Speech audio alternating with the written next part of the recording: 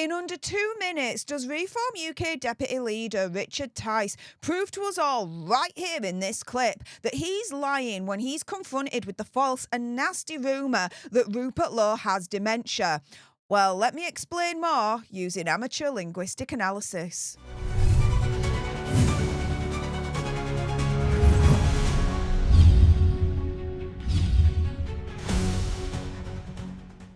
Hey up everyone and welcome to Political Nerds. I'm Steph the Alter Nerd, your nerdy political guide from Washington DC to Westminster and beyond. In today's video, I'm going to discuss if Richard Tice is lying right here when confronted with the nasty and false rumour that Rupert Law has dementia. Now, this is all, in my opinion, conspiracy theory, whatever. Do your own research, come to your own conclusions. And as a disclaimer, I am not inciting hatred to anyone or a particular group, religion, etc.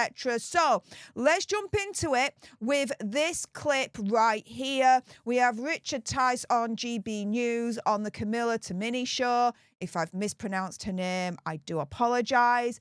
And so, yeah, let's jump into it with the analysis. Has Rupert Lowe got dementia? I've no idea. I mean... What kind of response is that?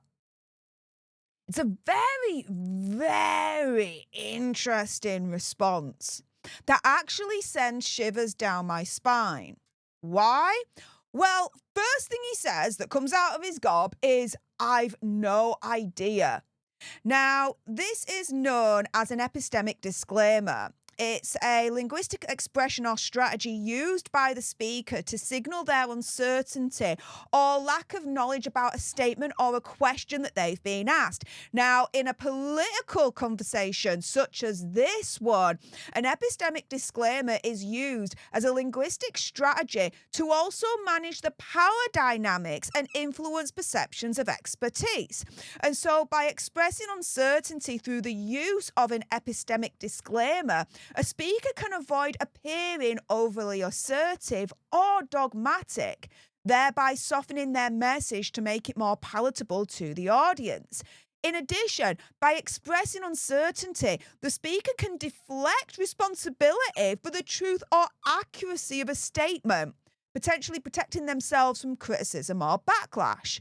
And this is where we get to the crux as to why, in my opinion, conspiracy theory, whatever, Richard Tice used this statement of, "I've no idea." It's to distance himself from it all, to deflect responsibility for the truth or accuracy of the question at hand. Has Rupert Law got dementia? The answer to this question that represents the truth and accuracy of this situation is no! Rupert Law does not have dementia.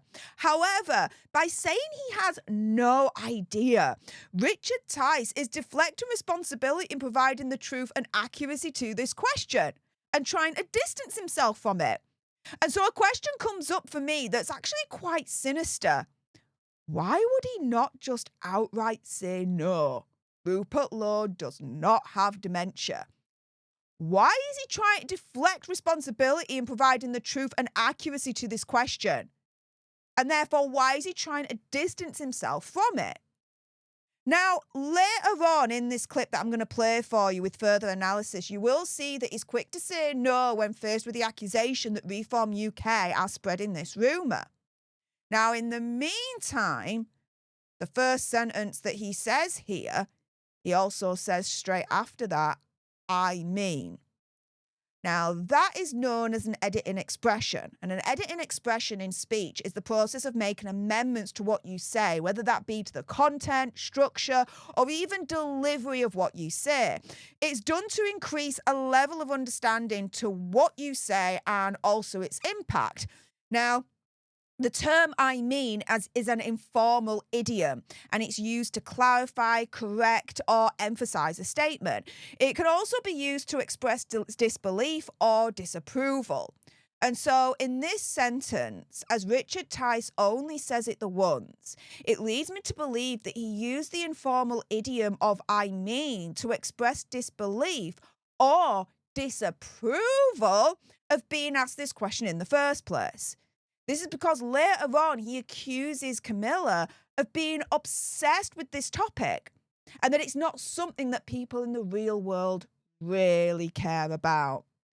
Now, let's carry on because there's so much more I've got to say about this. Why a reform? You'll have to ask him. Well, he says not. He's 67. He says he's perfectly cognitively functioning.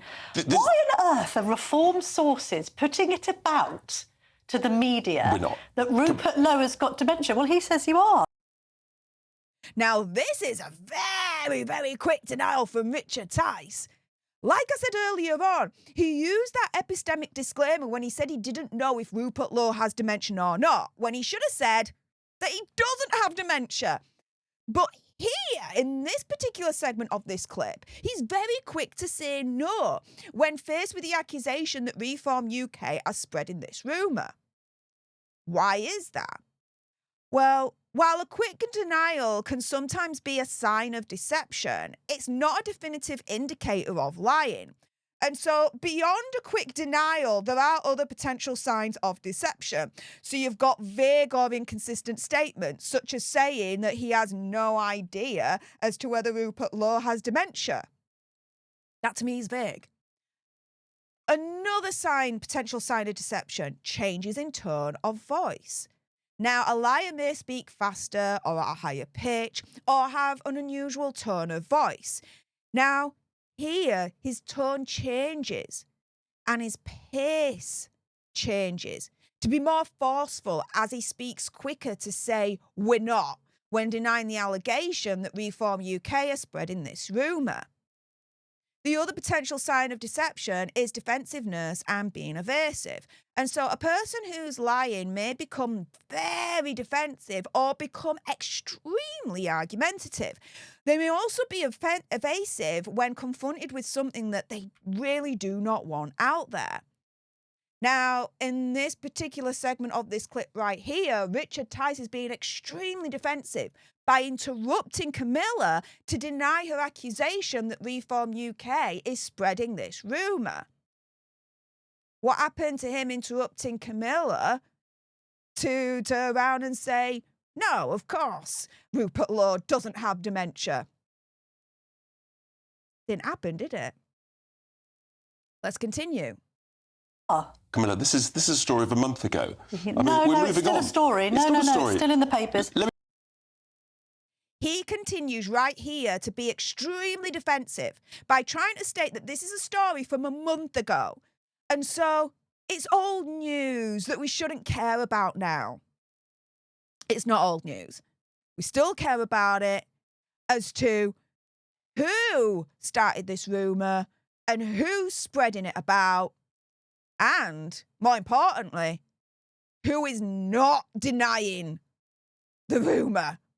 Do you know what I mean?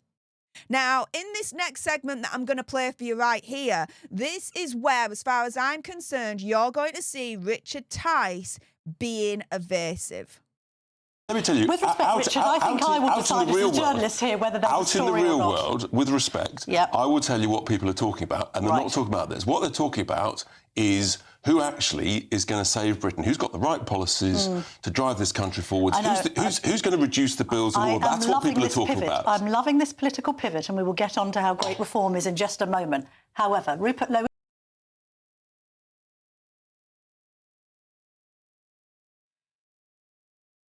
So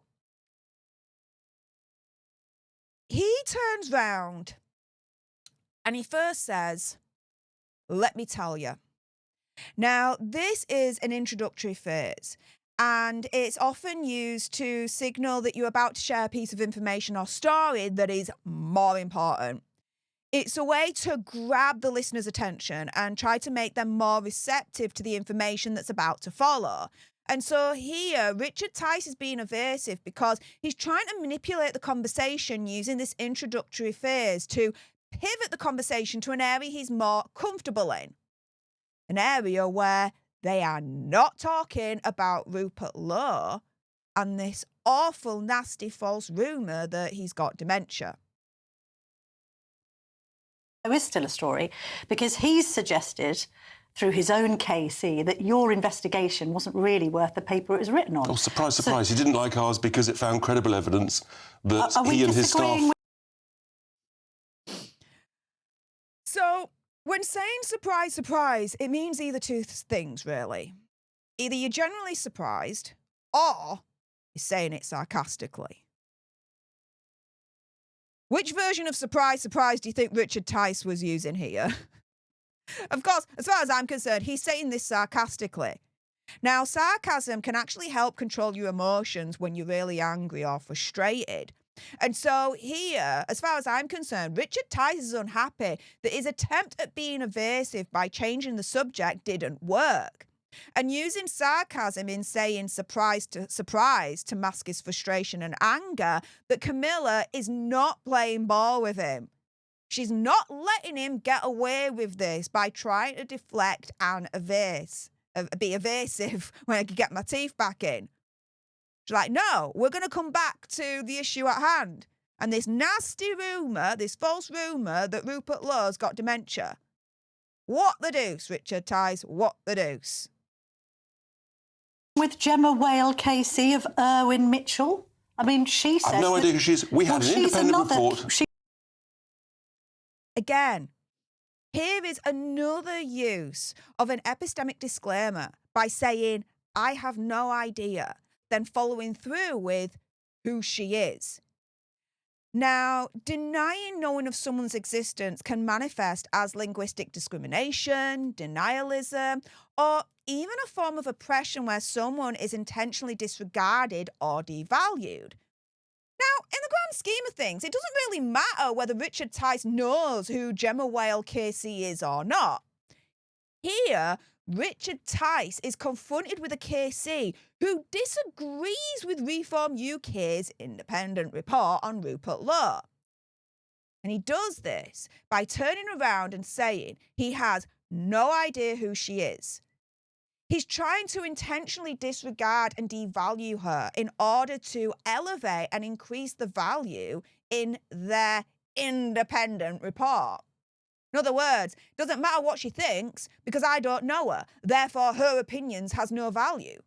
But instead, here's our shiny independent report that does have value and should be highly regarded. She's saying that your report wasn't carried out properly. Fine, Casey's disagree. Right. We've had an independent report. It showed there was credible evidence. The story's weeks old. Everyone's moved on. Is it weeks? Here, Richard Tice is desperate to avoid this criticism. But why? What has he got to hide? If this independent report is the truth, then there should be no issues to stand by it and defend it by answering criticism about it head on. Instead, he ignores the criticism by failing to acknowledge and address the point raised against the report, i.e., the report was not carried out properly. Now, he does this by saying, well, Casey's disagree. Yeah, they do. No shiz, Sherlock. But he doesn't address why this Casey's criticism of the report is wrong. It is weeks old. Sure it is. I think it's still rumbling on. You may be obsessed with this, but most people out there are obsessed with lower bills. Here, it had to rear its ugly head, didn't it? Richard Tice engages in an ad hominem attack against Camilla. Now, for those that don't know, an ad hominem is a type of argument that is used to attack who the person is rather than actually debate them on their ideas and policies. For me, it's the lowest form of debate, and it means one thing. You have no idea what you're debating, you don't have the intellect for what you're discussing, and you just need to leave the arena right now. The ad hominem attack here is calling Camilla obsessed in the story of Rupert Lowe being falsely accused of having dementia, and then the rumour that Reform UK are spreading this story. It's a personal attack against Camilla rather than addressing the topic at hand. It's also, for me, a way of Richard Tice to try and belittle Camilla, as well calling her obsessed. This is emphasised further when he tries to instruct her as to what she should be obsessed about instead. Lower bills, getting the economy growing again. But guess what? You can have more than one obsession. Do you know what I mean? Who's going to get the economy growing again? We're That's all what people are obsessed with that. And you did see my interview with Darren Jones earlier, so I think you know what I'm obsessed with, which is the hike in national insurance and how it's affecting businesses. So you don't know whether Rupert Lowe has got dementia or not, but you're not denying that people in Reform have been putting about that he might have. I am denying that. It's nonsense. Look, the reality is that we've moved on. And we're focused on the elections that are going on all over the country, where we're allowed to have them, and it's going to be very interesting. May the 1st is a big day. Be interesting? Again, Richard Tice is very, very quick to deny the allegation that Reform UK is spreading the rumour that Rupert Lowe's dementia. But then he's not quick to say that he doesn't have dementia. Why do you think that is? Now, here is a double denial. He says, I'm denying that. First denial. That's nonsense. Second denial. Now, this is considered to be a double negative in linguistic analysis. It refers to the use of two negative words in a single sentence. Now, this, in standard English, is actually considered grammatically incorrect. Now, this double negative that Richard Tice says could actually backfire on him. But why?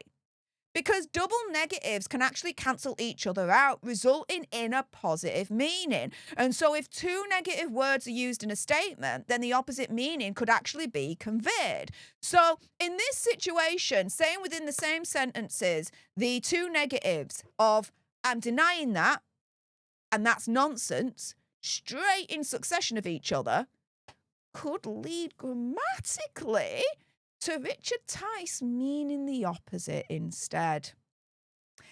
So, guys, that is my amateur linguistic analysis of this clip of Richard Tice going up against Camilla Tomney when he is confronted with the false and very, very nasty rumour that Rupert Lowe has dementia.